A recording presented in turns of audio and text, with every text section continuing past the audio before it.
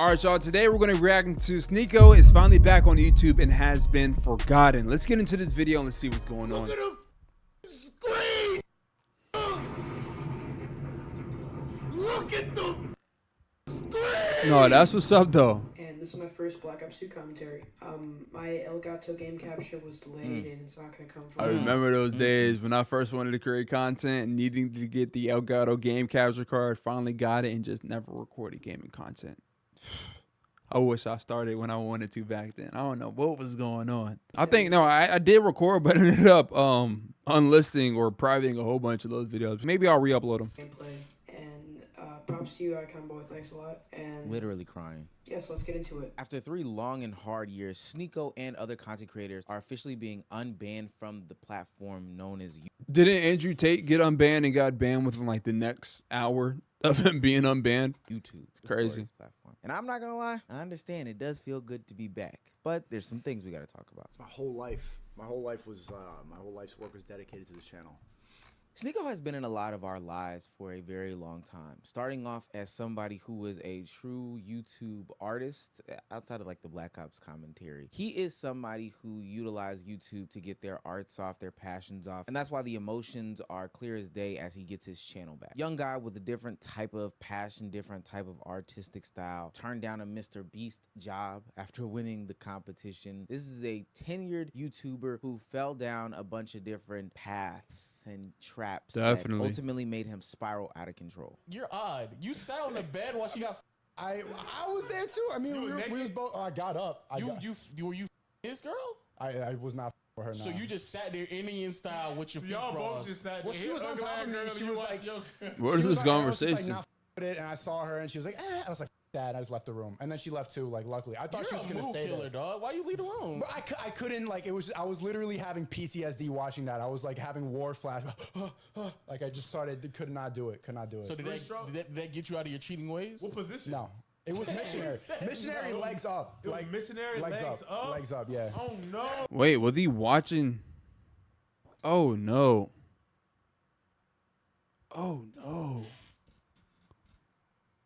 Ah. Oh, That's tough. How would you get yourself in that situation? Staring at her, like in her eyes? Yeah, like deep eye contact. Oh, no. Deep eye contact. Yeah. Side and blue. And she grabbed it. She's like, I want you to me. I was like, whoa. What? Whoa. With the toes like this? The toes? Yeah. Was like, your toe she had her curling? legs straight up. If the toes ever curl.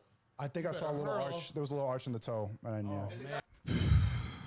That's unfortunate. Shout out to the Peer-to-Peer podcast for honestly a top 5 internet moment on this side of the internet. Now, after the clip seen around the world where Sneako admitted to cucking out in the relationship, he went down, honestly, one of the worst paths in the world. He went down the red pill arc, the misogyny arc, the racist arc, the xenophobic arc, the extremist arc. He went down every single bad arc that you could possibly get into. Yeah, which sometimes you got led him to the COVID misinformation and disinformation arc that ultimately would leave him banned. Most people probably forget, but Sneako did some pretty disgusting things on his path to being banned. Things that kind of should have stopped. He even got warned to. But this is pretty nasty. I understand why he got banned. How many genders are there in your mind? Infinite. That's so dumb. It's got infinite genders. You just got no personality. Who broke Sneako's heart? It's not that my heart got broken, it's that all of you are annoying. All women say the same nonsense. All of you are predictable. All of you say the same garbage, and all of you are feminists. All of you are always victimizing yourself in a world where you have all the power. You didn't break my heart. You're just annoying. You take all my time, you take all my energy, you act up all the time, you think toxic is a personality trait. Sneako cutthroat. When it comes to wearing masks, how do you know if that's a good idea or not? Because if people more powerful than me are telling me to do it, I instantly don't believe them. Okay, do you understand that that just makes you a sheep of the other herd, right? Of what herd? If there is I'm telling you, if there is a shepherd and he says all the sheep go left, you can either choose your own path or you can go right because he told you to go left. You understand? You're being just as controlled, right? So who's controlling me? The people that you don't like. When you do the opposite of what they say, they have just as much control over you as they do the other people. Because my whole life I've not been wearing a mask. So how do you determine? How do you? Well, I'm asking you a question. How do you determine? That's not following anybody. You are. I'm asking you a question. How do you determine whether or not you should wear a mask? Because I like breathing. I don't want to cover my face. I like to talk and I like to hear. You can breathe with a mask on. You don't have. Do you see? Hold on. Sweat and it's uncomfortable, so I'm not gonna put on something that makes me uncomfortable. And like this feminist garbage hides the fact that she's attracted to that guy making the videos. It is what it is. Girls, you could vouch for it. You know it's true. She would. And you know this is true. What's so predictable? You could tell by the way she's talking that she hasn't been properly in a long time. It's been a while. So she's on the internet making this garbage video, promoting all this feminist garbage to your fucking lonely girls in the comment section. What you really need, Chad, is some yeah, shut up with your feminism. Yeah, come here.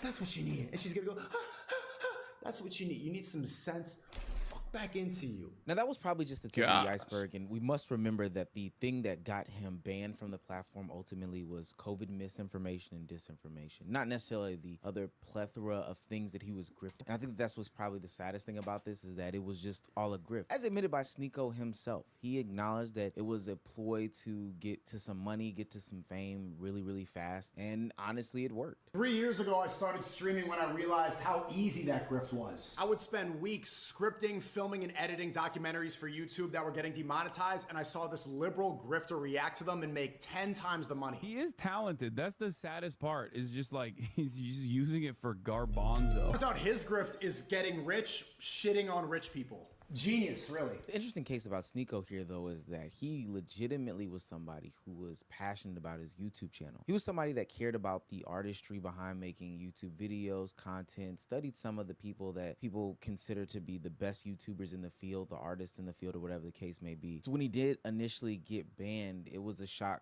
to the system for him. And it wasn't a situation like Fresh and Fit or others who have been either demonetized or banned from YouTube. He actually was hurt about it. I'm not gonna lie, I was a little bit bummed out. I cannot show up on the... One thing about being unbanned, there has to be a lot of retroactive money pending on his account. Sneako just got paid a big bag. Emergency meeting later tonight. I was Definitely supposed to do the emergency meeting on Taste on Rumble. The reason I can't go on the emergency meeting, I'm a risk.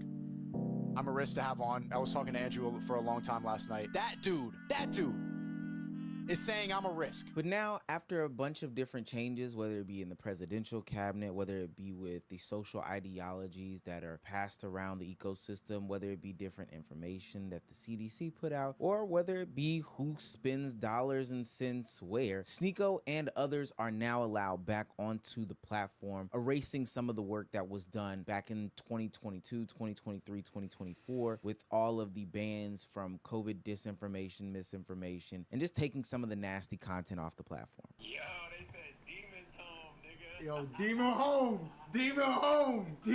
Yo, Agent, bro. How you feeling, man? I ain't gonna lie, Agent, I don't remember last time I've been this happy. It's so crazy because it's like, you just talking to a wall the whole time. Like, it wasn't shit, nobody was listening to you, nothing like that. But bro, I was on Rumble, I stream on Party, like, bro, Party. 3 years. Hey, Banks.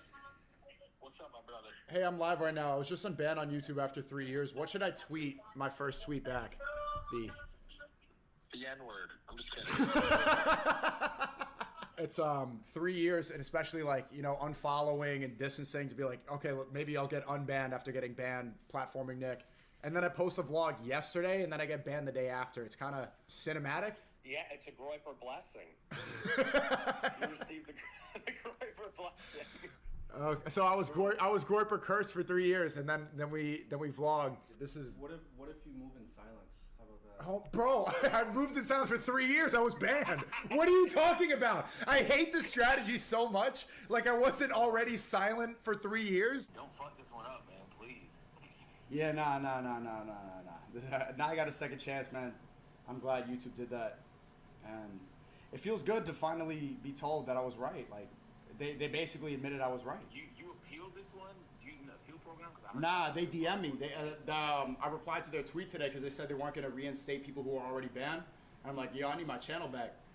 And then they said, check your DMs, and it was Team YouTube DMing me. Now, Sneako isn't the only one who was banned and then unbanned. There's conversations to get into there. But this is a part of YouTube's effort to basically align with the pendulum swinging. It's not necessarily about picking on Sneako or any individual creator. It's more so about getting those red pill dollars back into the fold or getting them off the platform, swinging whichever way that the money really resides. If the money's more left-leaning today, then tomorrow it might be more right-leaning, and we'll just keep going back and forth in an ultimate game of who's wrong. We'll see in the next 4 years. It's strange. Now, this doesn't mean that everybody's unbanned. Everybody's favorite alpha male, Andrew Tate, tried to make his comeback to the platform, and it was swiftly kicked to the side after being hit with a ban after an hour of getting unbanned. People like Alex Jones and Nick Fuentes still aren't able to create content on the platform. They are just way too extreme for YouTube to decide this is somebody that should be deserving of a channel. Now, what does this all mean in the grand scheme of things? Well, for one, I ultimately do think that Sneako will change some of his rhetoric and some of his conversation. He's already acknowledged that creativity is where his heart truly lies. YouTube allows him to do things to a massive audience, be creative, and really champion some of that hard work. Unlike other platforms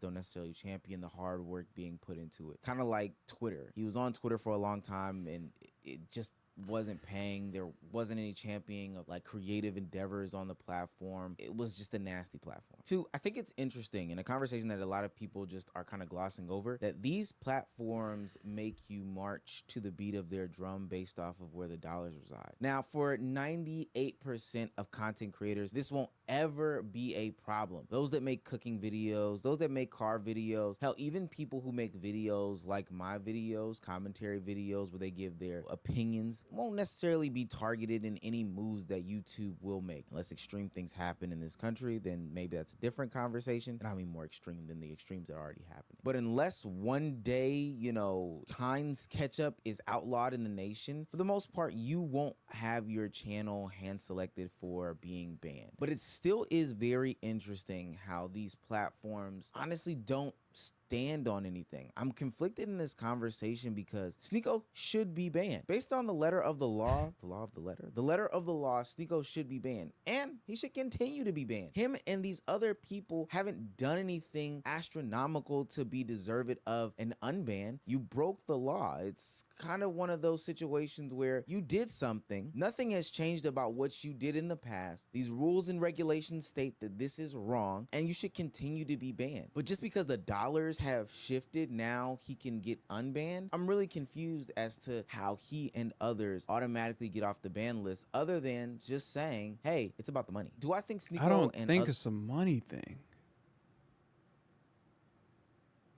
Others saw the green light at the end of the tunnel while they were making content in their early 20s? Absolutely. And even though it's not the same style of content, I think a lot of these other content creators who are young fall victim to losing themselves in pursuit of the almighty dollar. Whether it be doing these marathon streams and, shirking your friends like I've talked about previously in my Black Boy Max video that ultimately leads you to be sad, lonely, depressed, and ultimately sick behind some of the decisions that you make, or leads you down this path of finding easy ways to monetize your disgusting and divisive talking points. Things that honestly you don't believe in, but get the crowd so riled up that you can make a lot of profit off of it. Young people often find themselves losing themselves in the pursuit of money. And I don't think that this is a situation that is too much different. I'm honestly a little bit hopeful of the future that Sneako will be able to course correct and do good with his voice going forward. Does that discredit the things that he said in the past and done in the past? No. His homeboys with Myron, Nick Fuentes, and some other very, very extreme people. He's at the forefront of being with divisive people at pivotal moments during America's history at this point. That's no small feat. Going forward, I hope that he can just use his voice and his talents to rectify any sort of damage that he's done. Otherwise, YouTube will look like more of a jackass for platforming somebody who didn't learn their lesson over the past X amount of years.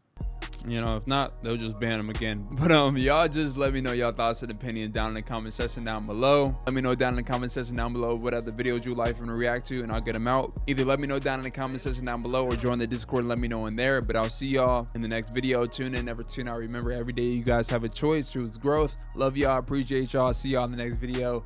Deuces.